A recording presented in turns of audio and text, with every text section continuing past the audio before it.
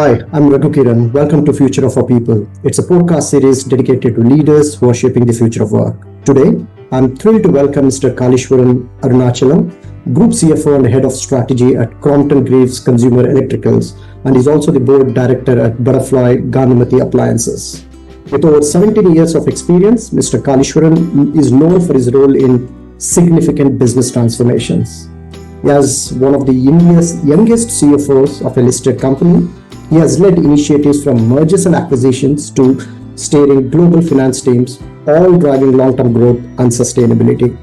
Today, we look forward to his insights on his journey, leadership, culture, industry trends, and his aspirations. Mr. Kalishwaran, great to have you with us today. Thank you, Kiran. It's an absolute pleasure and honor to be with you and share my experiences and learnings. And first of all, let me congratulate you. If that okay, I call you as Kalish. That's perfect. So let me congratulate you, Kalish, for being recognized as one of the youngest CFOs of a listed company in India. That's for me is an incredible achievement. On that note, could you please share with us a brief overview of your journey and how did you reach this milestone? Thank you. Thanks a lot for that. And see, as I always believe, you don't chase for these things. You have a larger purpose that you want to achieve, and these are outcomes that come in the way. If I would look back, I think eventually, if there is one thing that has been pretty consistent in my journey, it is about taking measured and calculated risks. Right? Life is all about risk taking and risk management, whether it is business, entrepreneurship, finance, money, so on and so forth. As a culture, we have always been averse to risk taking. And if you look back and see the past, our nature is first to tell a child, don't run, you will fall. We never tell the child, hey, go and enjoy your run, but run safely, and it's okay to fall and you can get up. Now, there's a huge difference in the way you describe this, which helps people to have ambitions in their life, which are bold, take calls and decisions which are something future oriented, but at the same point of time entrepreneurial, which ensures that you will be able to achieve whatever that you have when first you have the self-belief to do it. So I also think it's about the mindset and having a bent of mind to take calculated risks with the right mitigation plans at all time is something very, very critical. But even prior to that, first and foremost, I would say I've been pretty lucky to be here where I am. And it's a lot of divine intervention and luck that has played a lot of role to make what I am today. Having said that, if I look back at my career, it has been a tale of two halves so far. The first 20 years, I think I was born and brought up in a joint family of about 17, 18 people. And it was all about making our ends meet. But at the same point of time, it built a lot of tenacity in me. And it also ensured that the middle class values were embedded, which helped me and which continues to me as a guiding light even as we speak today. The first part of it, if I look at it, I was pretty much an accidental commerce student, an accidental chartered accountant, picked my first employment, which was more to find out what is near to my hometown than to offer what's in my career. So it will be very unfair for me to say I had a plan at day one and I could land whatever I want to land. But the journey that I moved into after my first role with the Aditya Birla Group was very transformational. If I look back, finance typically has two streams. People pick up their leadership journey in finance by getting their mainstream around accounts, audit, finance controlling, corporate finance, so on and so forth. But pretty early, just about in 1.5 years into my career, I chose business finance. Now, today's day and age business finance, people know, and it is par for the course, and everybody go for it, and that's what it is looked up to. But at that point of time, there were very limited opportunities available on business finance, and I took that role. To be fair, did I think that's going to be my career path, the career trend? I don't think so. I just joined in for various other reasons apart from what it can do for me. I was working in Mysore. I thought it's cool to go to Bangalore and work. It's cool to work with a bouquet of brands like Louis Philippe, Van Heusen. It's good to be in a fashion industry, etc., etc. But honestly, that 5-6 years have been transformational, Kiran. I think it gave me an opportunity to start businesses, to close businesses, to transform business, to make business plans, to move a business from 400 crore to 1000 crore, to ensure that you build teams from 0 to 100, etc. and etc. But there was also a very, very important thing that happened along with that. When we talk about business finance, today people talk about the fancy tools that you've got. What can AI and technology do for you? What can ERP do for you? What can Excel do in terms of magic and numbers? Not discounting any of these things, but it's equally important to spend time in the market. How do you visit your consumers? How do you know your consumer behaviors? How are you knowing about your channel partners? What works for them and what does not work for them? What are the latest trends that is happening in the industry which is going to shape up the future? How do you see your vendor ecosystem and supplier ecosystem working? So when I took up business finance as a stream, I was very lucky enough to have a boss at that point of time. She ensured that business finance is not about sitting in the office and doing analytics out of Excel, but go to the market and understand what's happening. Now, that's what about, if I have to say, this happened in around 2005 to 9. This has been a consistent guiding principle for me even today. Having finance as your background, and the moment you know about consumer, brand, channel, supply chain ecosystem, it's a fabulous strength that anyone can build and be successful. Because I do believe this is something is typically undermined. People think business finance is more corporate driven and more desk driven role, and how do you influence others with data? Yes, it is important, but none of them would be useful if you don't have on ground experience of what's happening with people, right? You need to go and spend that life with the consumer. You need to spend a day to understand, sit in a store and understand what happens there. You need to find that I had the opportunity to travel to a village which is about 200 kilometers away from Patna, where I could spend a whole day with self-help group to understand what is data doing to transform rural India, right? We all talk about what has Jal Jeevan Mission done to us, what has the Awas Yojana scheme of Prime Minister has done to us. But then when I go there, I find them to be real. I find them to be households that are built by self-help women groups. Women makes a huge impact to decision making on day-to-day life. How the durable industries are penetrated to those markets. So therefore, unless I don't know as to how do I create a business model to serve them, it will be very difficult for me to sit in the corporate and say and ask questions as to why have you not done it. And if you look back at it, many finance folks are seen by business as roadblocks, the guys who will ask questions, and they typically tend to say no. They don't see them as business partners because you don't put yourself into their shoes and understand what they are trying to do. And to me, if I have to look back, amidst many other things, obviously I've been lucky and divine blessing has been there to make it what it is. But taking up business finance in spirit and working with business and consumers and channels probably has helped me more than anything else. And this is pretty marvelous, Kalesh. In a way, your journey coming from a humble background into a joint family to those values, the way you taking those values and carrying into your day-to-day work life, right? It's pretty impressive. And I really love the way that you spoke about more often than not, we invest in a lot of this technology and tools is a mere tick box.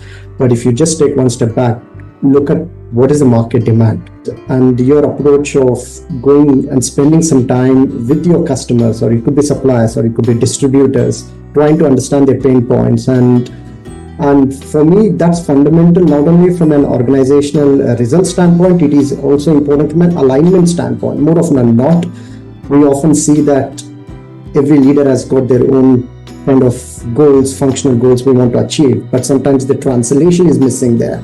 And with your approach, not only you get your focus, but also it creates an alignment, because you also get different perspectives from different departments. Why is sales or not happening? What kind of challenges? So if you put yourself in the shoes, and I think the results are transformational. So it's pretty impressive. And I can imagine, Kalish, this entire journey would not have been easy feat. Along with your values, I'm sure there might be some leadership traits that have been instrumental in your success. Could you share some of your traits that has helped you to get into that leadership position as well? Yeah. See, I always believe you need to have a purpose for yourself, right? And this is something that I learned from my stint during Mondelez, where it had a very, very simple purpose and value. No fancy statements, nothing. He just said, make today delicious. That's it. It's a snacking company. Snacking is all about having something that is delicious.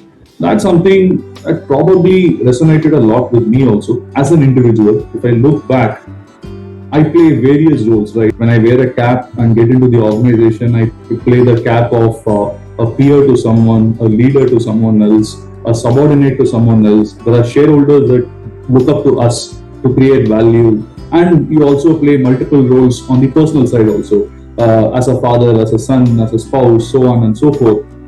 For me, it's about how do you make that experience to be delicious, and how do I make a difference in everything that I do. And that is something that I wanted to leave as a legacy, whichever area that I go in and touch.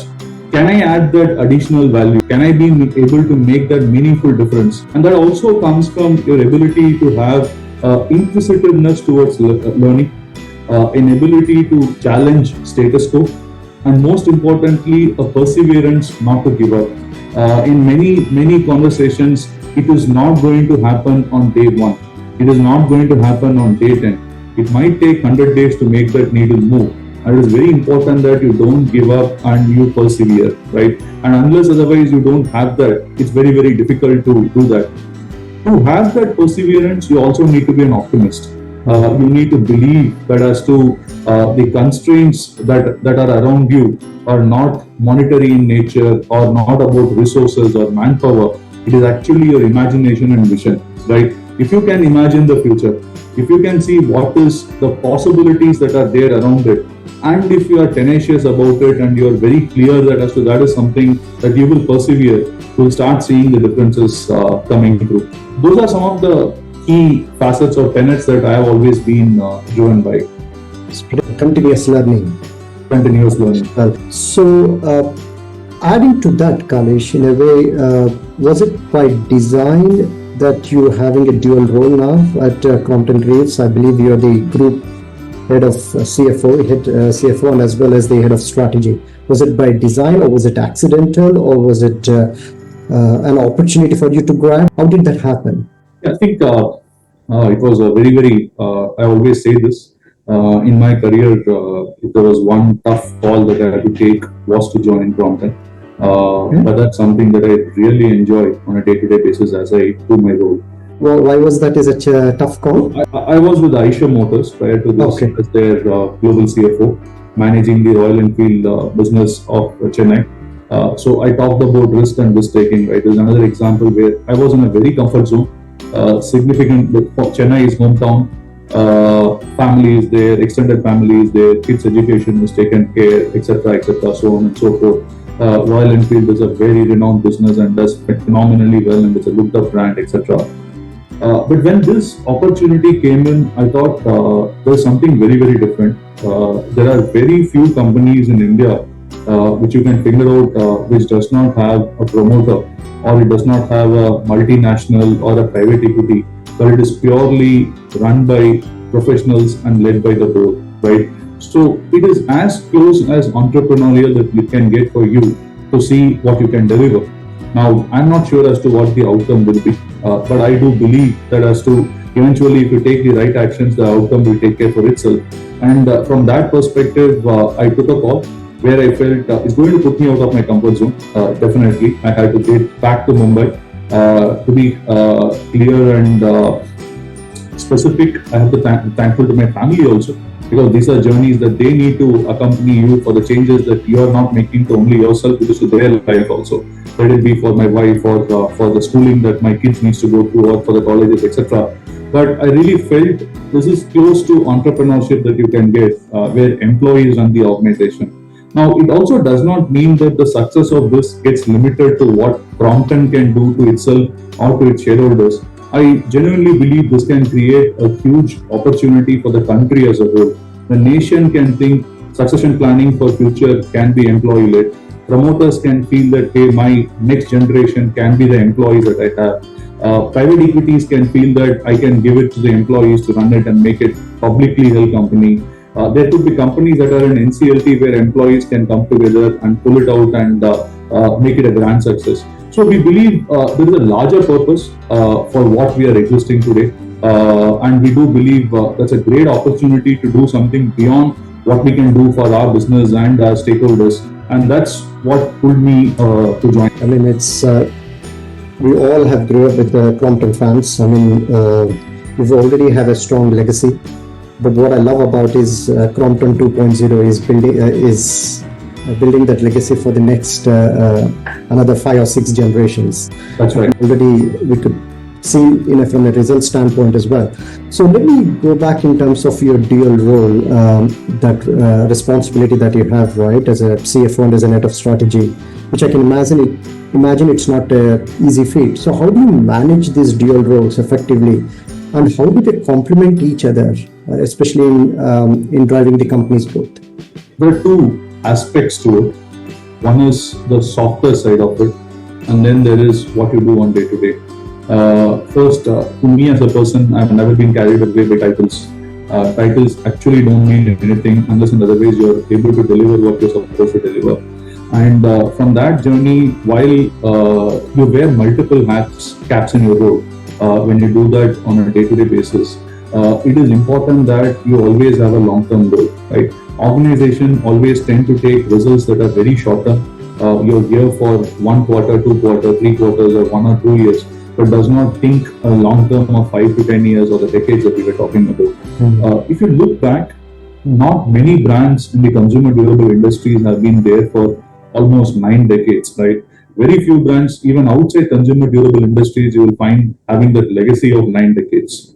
If you also look back further to it, in these 9 decades, the business has changed hands many times. It's been an international brand. It was then ran by Indian promoters. Then it was with private equity. Today it is being employed, and so on and so forth. But the brand has been true to the consumer, to its potential, and it has been a market leader in the categories it has been operating for many decades now. And I do believe the job that we have on our hand is, one, how do we unleash the full potential of this brand?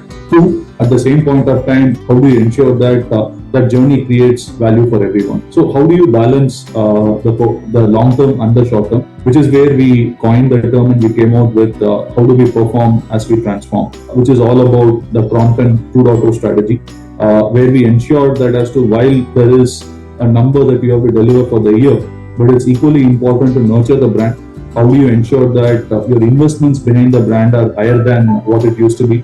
How do you bring in meaningful innovations to the market which can make a difference to the consumer life? How do you ensure that your go-to-market is much more contemporary? Today, people don't go to only shop in e-commerce. E-commerce is also a channel of advocacy. People look at their reviews and ratings and the price before they step to offline to buy. So how do we nurture the new age channel? Quick commerce is something that you're seeing here and coming in at a very fast pace, right? How do you also build in a backbone supply chain, which is nimble enough to cater to the demand that is coming in? So this is one side of the deliverable where we need to make the organization think long term, ensure that there are building blocks and plans created to achieve this. The other side of the role is to deliver my day-to-day job. Finally, we are accountable to the board and we are accountable to the shareholders. And shareholders are ensuring that for a company like us, running with the right amount of governance is very important. But that is by and large given. What is even more important is how are you able to create value out of it. So how do I put those guardrails? We talked about risk and risk taking. One of the jobs the finance guy also needs to do. Many a time it is very easy to derail the vision of a board or a promoter or an MNC and the finance guy does. But it is not about that. How do you put in the right guardrail so that the vision never gets derailed and you're able to execute that with the right actions and right unit economics and right building blocks. So these are the two facets. One is thinking long term and creating value. The other one is wear the finance cap and ensure that at the right times you put the guardrails so the vision does not go off track. This is pretty impressive. I mean, considering the success that you had, Kalish, having that in terms of, any CFO would look at long-term vision as well, right? Long-term priorities. How do they deliver value and bring the results? But it's pretty amazing the way the kind of having those dual roles. Whilst I know you have to give immediate results for the company, short term, but also they look at the value perspective or the long term. It's pretty phenomenal. Especially the consumer industry, retail industry is going through rapid changes. right? I mean, we talked about the evolution of all these technologies, right, from AI to even the sustainability as well, right? I mean, which is playing now. Consumers are looking for eco-friendly products. And on that note, what's your take on it? How do you see the industry evolving over the next 5 years, let's say? And what should one look into, especially adapting to these industry trends? Sure. See, first and foremost, we all know what got us here will not get us to the next level, right? And that's a fundamental to it. I think many a times your past success is the biggest barrier to your future success. You need to ensure that how are you able to you're able to only guided by it and not get overawed by it as you look for the future. So your ability to drive change consistently in a meaningful manner and drive wherever is required is super important. Now, if you underline that and see what is happening in this industry, there are a few things that's pretty clearly coming out. Post-COVID, we have all seen the entire industry going through premiumization in a very, very big manner. I think today we're all seeing a K-shaped recovery in every industry that you're seeing it. So people want to look at things that are much more premium in nature, and that is much more beyond functionality. I think gone were the days when you used to buy a two-wheeler or a four-wheeler and ask about what's the mileage it gives or it helps me to commute from point A to point B. Today you want to know about the infotainment. Today you want to know about the customization that you can do. Today you want to know about what are the additional features that these vehicles give me beyond the transportation, which is the basic functionality that it needs to deliver. No different from our industry. I think we are also on the same boat. We need to look at how do we offer meaningful solutions, which are responsible solutions, because we also believe as an organization, we are one of the largest consumers of energy, right? So every product that we do consumes electricity or gas, if it's a cooktop or a pressure cooker or a mixer grinder or a fan. So how do we bring in solutions that are sustainable is pretty much embedded into our long-term vision of what do we need to look about it. So one is premiumization. Second is also the replacement cycles are becoming much and much faster. Gone were the days where people will wait to even paint their house once in a decade or once in 50 years, once in 15 years. Today you're seeing that happening every 5 years. So whenever you have these trends happening, it's also an opportunity to change your durables. So are we addressing those opportunities in the right manner? The second thing that is emerging. Third is the channels through which you're selling is changing, actually rapidly changing. If you take white goods today, about 10 years or 15 years back, Kiran, you would have felt you have to go to a general trade to buy an air conditioner or a refrigerator. Today, 70% of that business has moved to modern retail chains or regional retail chains or e-commerce, etc. Now, our industry is also seeing that. I think we need to be nimble enough to ensure that we are able to cater to those requirements also, and how you are able to ensure you are able to cater to a wider set of audience who shop in a general trade or who shop in a modern trade, and the experiences are not compromised. These are a couple of things that I would like to call out as key watchouts and key things that we need to work on this industry. You talked about sustainability. I think that's pretty close to our heart also. I think climate change is real. I think this is here and it is happening now. There are no two ways about it. This is not something that you want to do for what's your zero carbon target, or what is the Davos summit commitment that you've got it, or what is the net neutral that you're trying. But it is more about, at the end of the day, can you give a better planet to the next generation? It needs to start from that. And only when you start thinking from that aspect, you will also think, is there a way for us to bring in solutions that are differentiated and not tend to do only a primitive level of green, which is more on talking about, can I have solar for power, can I have green practices of water saving, etc. Yes, those are important, but we need to go beyond. Today, just to give you a reference point, if there is one instrument that is of durable that is used in a household for 15 plus hours, that is fan. So we consistently work on that to see how do we bring the energy efficiency at the forefront and ensure that our fans are really energy efficient for the consumers that we use. So on and so forth across categories. And this is real. I think today we are talking about 10 years back, the sustainability practices were limited to how many trees you could plant, what are the alternate source of energies that you have to get it. Today it is mainstream, and particularly the generation who's coming in today, There was a generation which used to buy things for cost in India. Today they are bringing for a cost. And it's very important to know that those consumers associate things which they believe are good for them, right? So you need to do good to do well. And from that perspective, it's very, very important that you embed sustainability as also as a part of your core business strategy and not something which is nice to have. You made a very good point as well, right? Consumer preferences, especially if you look at Gen Z and millennials, right? There's less of cost, more of a cost. Even the employee expectations are shifting as well. Yes. They're not looking for any longer annual reviews. They're looking for ongoing coaching conversations, feedback. Yes. Kalish, you've been very successful and you played a bigger role, especially on the lot of transformations, right? It could be the transformations including the demergers, or it could be fundraising or acquisitions. Was there any experience that you would like to share, or particularly challenging transformation that you led, and what are those key lessons that you've learned from this transformation? Yeah. See, before that, we talked about the people aspect of it. I thought I'll just share a piece of information that I believe and that works really well, right? First and foremost, for anything that you do, people are at the center of it. I think having the right people and the right organization helps you to succeed. I do believe process systems are important. It is not to dilute them, but without people, your strategy is not going to work. And many a times, it is not about, as you rightly said, giving them an annual appraisal and tell them, hey, are you meeting expectation or are you not meeting expectation and where you are. It's pretty transactional in nature. As to, it is more about how are you able to provide those experiences to the people. I think today people also need to understand career is not about time in the role. It's about the kind of experiences that you want to garner over a period of time, which you could set you up for success in future. So it's important that people look at that and see how do you need to go about it.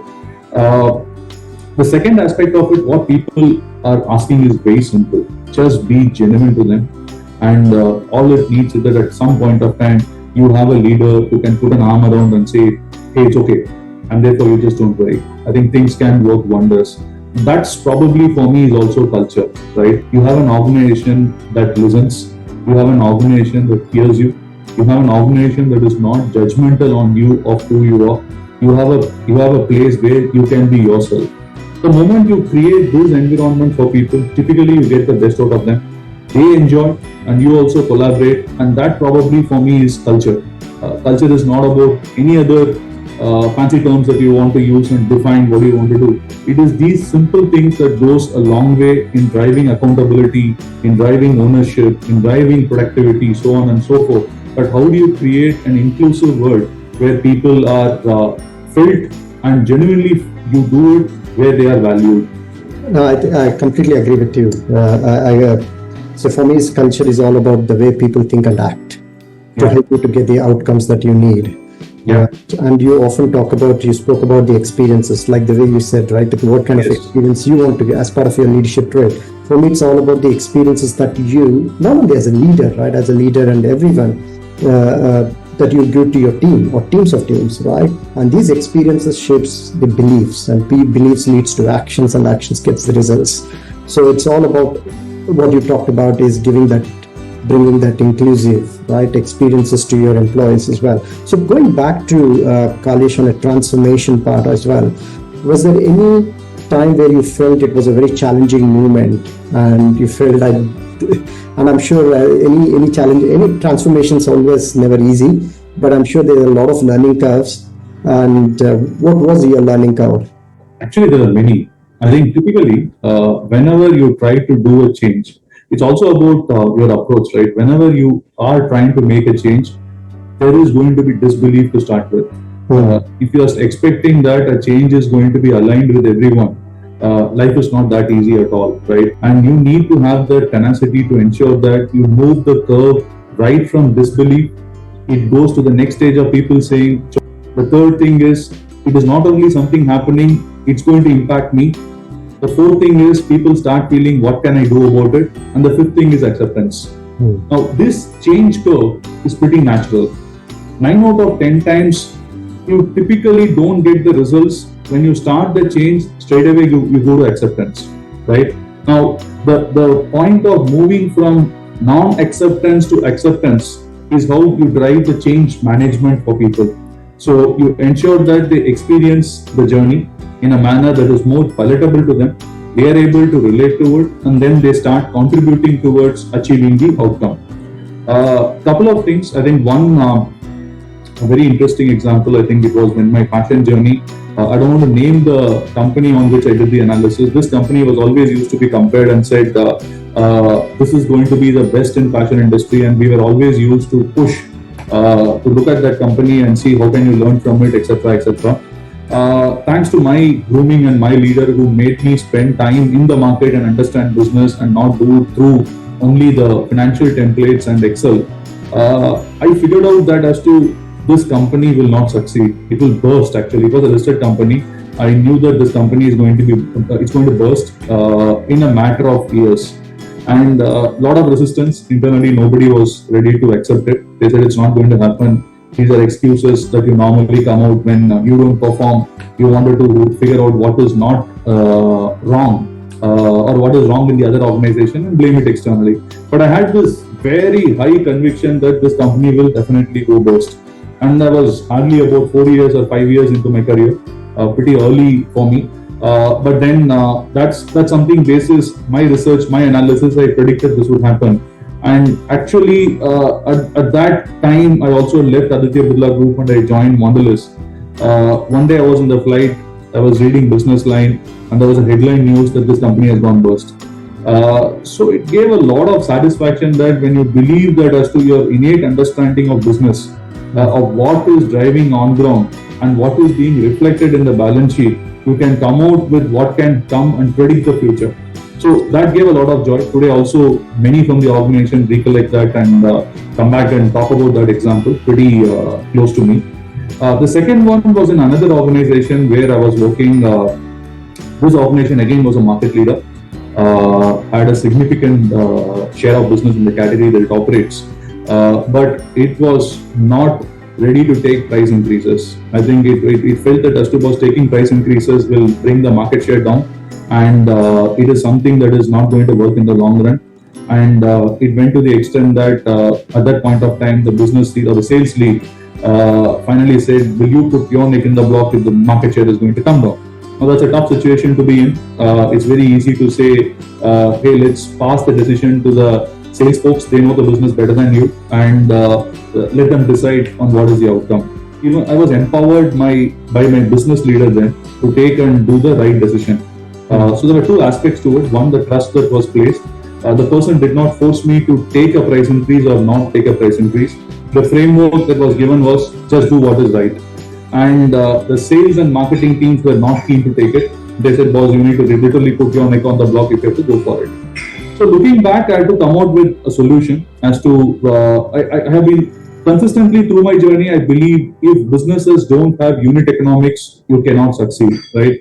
You can buy sales in the short term by giving price offers, but in long term, Indian consumers are extremely smart to understand whether it is a genuine offer or it's a cost of customer acquisition for short term. So they will move away. So if your unit economics are not strong, it's not going to work at all. So came out with a little bit more scientific approach on how do you take price increases by doing a relativity index to the industry, by also looking at where is your growth is going to come from, and then put in the metrics. And in about 18 months, we took close to 35 to 40% of price increase. That was massive. The profitability moved up by 700, 800 bips. But the most important thing is the market share also moved up. What was the biggest fear was the market share will not. But that's something that I relate very closely. Decisions are not always easy to take, right? And it is very easy to be conservative. And something that as a thread that I've been following in my career is you need to take those calculated risks. There's another instance of where you had to take that risk. Business is all about taking risks with the right mitigation strategies, and that's the only way for you to deliver superior value. So that's another example that's pretty close to me. Well, these are pretty amazing. And I mean, you often talk about these calculated risks. I mean, I know many organizations, especially this relative price increases, You might get a short-term gain, but sometimes, as you rightly said, even the consumers are becoming smart. Absolutely. And what you talked about relativity index, right? You're not going to get long-term sustainable results as well. I mean, these experiences are pretty good. I mean, let's talk about more about you personally. I mean, at such a young age, you've been the CFO, and I can imagine I keep saying that it's not easy. How do you balance your work-life balance, and is there any habit or practice that has helped you to remain calm under your pressure, or that has helped you to become the better version of yourself? I don't believe in reacting to situations, and I don't believe in aggression is not about being loud, right? I think I relate a lot to sport, right? Eventually, I'm a very, very big cricket buff. And I relate a lot to cricketing personalities and what are the situations that endeavor. Today, people talk about Rahul Dravid in very high regard after he has won the T20 World Cup as coach. But not many know that he was one of the most aggressive captains that India has produced. In an ODI at that point of time, you'll find him having two slips to his bowlers and go them for and push them to get wickets. Right? Not many have seen it. So the natural aggression that you see people is only when you associate with results, or our country is tuned in a manner where you exhibit that as a behavior. I have a great admiration for Saurav Ganguly, but as a leader, he's much more expressive in terms of how does he want to get the best out of it. Then you have other leader like MS Dhoni, pretty calm, never expressive, but gets the job done, right?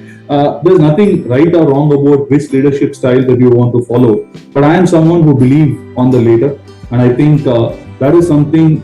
See, end of the day, what is company to people? Company to people is not what they look at the name sign or the stock price or what it is. It is the person whom they report to, right? So for a salesman on the ground, the sales manager, and for the sales manager, it's a branch manager, and then the sales lead, and similarly for the finance guy, my executive, senior executive, and finally it comes down to me.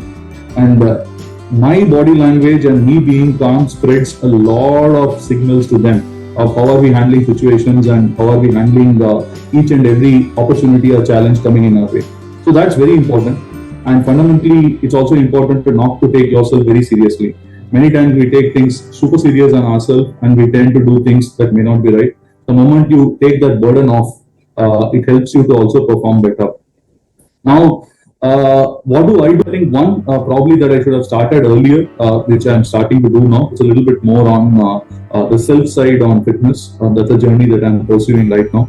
I'm keen to see how does that shape up, and it's very, very early days. Let's see how does that pan out. But the second one is again that I learned through a workshop about 15 years back. The principle is called as it's a very simple framework. It talks about me, us, and it. So if I have to explain this me, us, and it is all about the activities that you need to do, right? Us is the team that you work with, and me is yourself.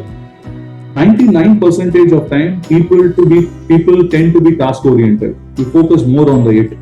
I need to get that meeting done. Tomorrow I have a meeting. I need to get that sorted.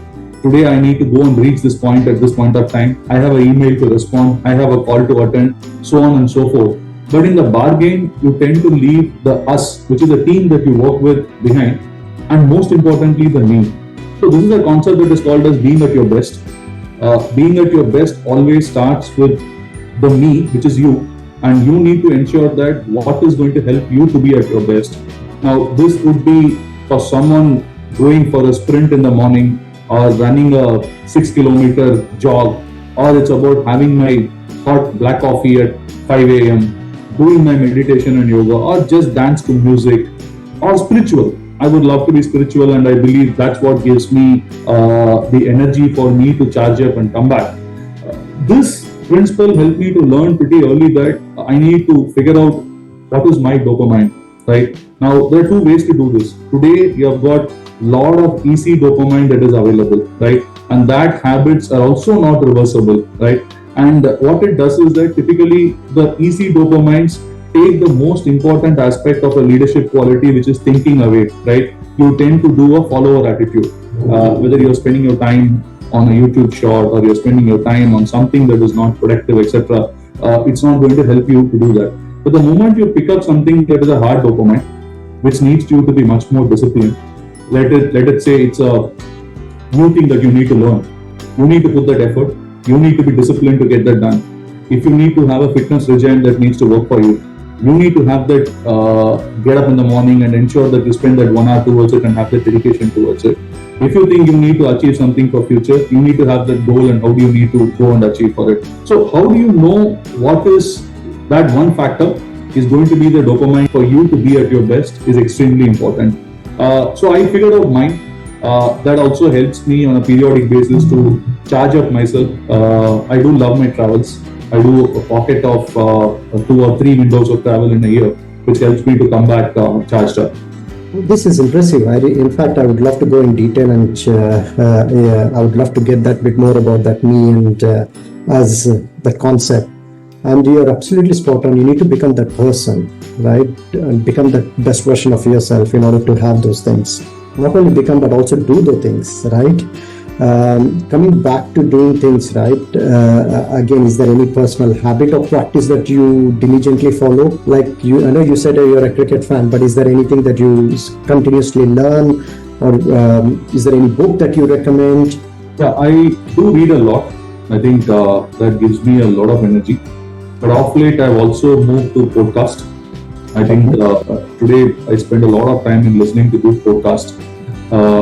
Nikhil Kamath is something that I follow very closely, and I think very, very interesting observations and trends that he brings on the table. Pretty interesting conversations that time and again he brings in. Couple of books that I'm reading as we speak. One we talked about was on sustainability. There's a book called as Backstage Climate. This is written by Rajan Mehta. It actually explores what is the science behind the climate change and also what is the politics behind the climate change. A very interesting one. And the other book that I've just started reading is on execution. So this is by Larry Bossidy and Ram Charan, which talks about why execution is at the heart of everything. And it actually divides execution into 3 parts. There is strategy, people, and operation. And finally, it culminates where it talks execution is all about a discipline. Do you have that in you to do it? So, and it gives a lot of interesting corporate examples of the successful ones and not so successful ones, where execution has made a huge difference. Practice, I think of late I've just started into this fitness routine that's helping me to get me back to my best. But more importantly, it's my travel. I love my travel, and I ensure that that keeps me going. Oh, that's pretty impressive as well. And finally, Kalish, what are your aspirations? What do you see yourself? Where do you see yourself in the next 2 to 3 years? What aspirations you have for your people as well? See, even in the current organization, when I took up, the idea was first from a functional perspective, how do we create a meaningful finance function that can deliver value not only for everyone, but for my team themselves. Can they get new learnings? Can they skill themselves up from where they are, and can they move to the next level? Looking back, I think we have commenced that journey. We have created fabulous opportunities and career paths for our people by restructuring the entire finance team. So that journey has started. But the most important thing or the purpose that keeps me going is what we talked about. One, from the current organization perspective, is how do we unlock value as an employer and company and make it something which is aspirational for the larger purpose and larger good. Personally, for me, it's always about continuous learning, and I would also love to share my learning to others. And at some point of time, if that's going to be from a way of teaching, I want to pick up that and how do I help others grow and help them to be the better of themselves. I mean, this is pretty impressive, in fact, Kalish. I mean, there's so many pieces of wisdom that you shared in this entire conversation, right, in terms of your journey and in terms of your leadership traits that you had to go through, or in terms of the transformations that you had to be part of, or even your advice and guidance around the culture and the people aspects as well, and even on your personal habits and the books that you read. I mean, this has been quite phenomenal for us to understand the other side of Kalish. Right, so I really wish you all the best. It's been great interacting with you, and we'll certainly be in touch. Before you go, you do have final advice or inputs for our viewers?